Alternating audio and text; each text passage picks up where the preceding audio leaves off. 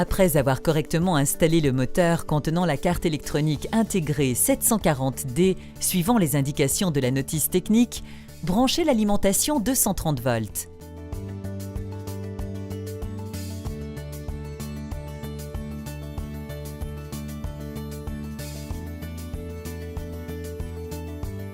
Vérifiez que les LED suivantes sont allumées. La LED Stop, la LED Edge Safe, la LED FS Swap et la LED FS WCL. Si vous avez déjà sélectionné le sens d'ouverture pendant la programmation, la LED FCA doit aussi être allumée avec portail fermé et ouverture à droite. En revanche, la LED FCC est allumée dans le cas d'ouverture à gauche.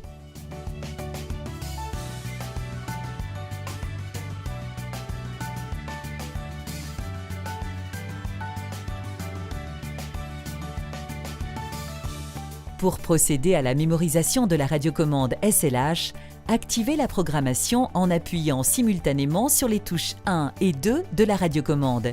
Lorsque la LED clignote, relâchez les deux touches et appuyez sur celle que vous avez l'intention de mémoriser. Restez appuyé de façon à ce que la LED reste allumée fixe sans clignoter. Restez appuyé à une distance minimum de 20 cm et simultanément, appuyez sur la touche de la carte réceptrice pendant quelques secondes en vérifiant que la LED reste allumée fixe sans clignoter. Pour vérifier la mémorisation de la radiocommande, appuyez 2 fois sur la touche mémorisée.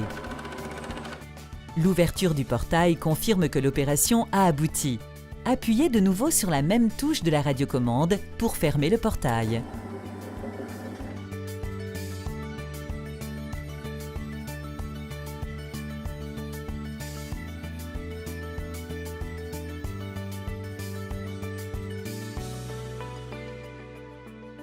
Démarrez la programmation en restant appuyé sur la touche F. L'écran affiche LO, logique de fonctionnement. Lorsque vous relâchez la touche, la logique semi-automatique présélectionnée s'affiche.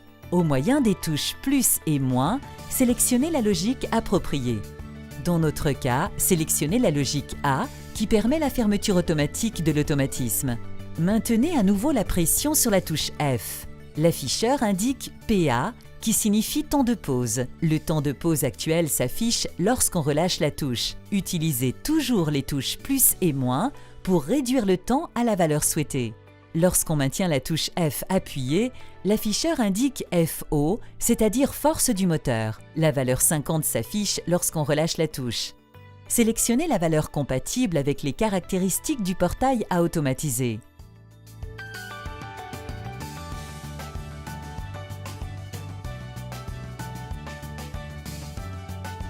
Lorsqu'on maintient la touche F enfoncée, le message successif à l'écran DL indique la direction de fonctionnement.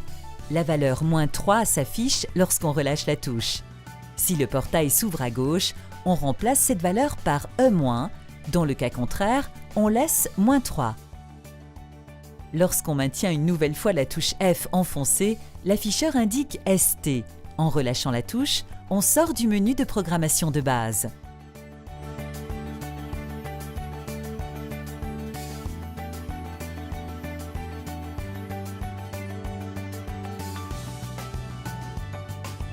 On programme à présent la valeur du freinage final. On appuie sur la touche F et simultanément sur la touche plus. Ensuite, on relâche les deux touches. L'écran affiche BO.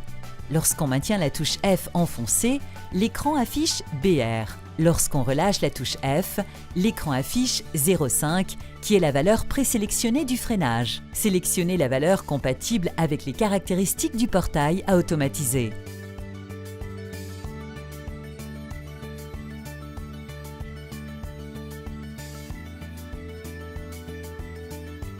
Pour régler la sensibilité du codeur, on enfonce et on relâche la touche F jusqu'au paramètre EC.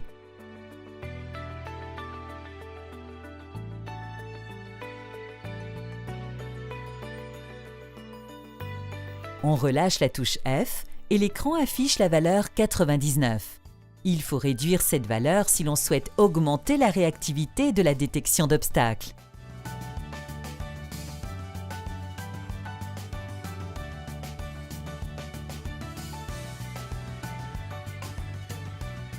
On sort de la programmation en enfonçant et en relâchant la touche F jusqu'au paramètre ST.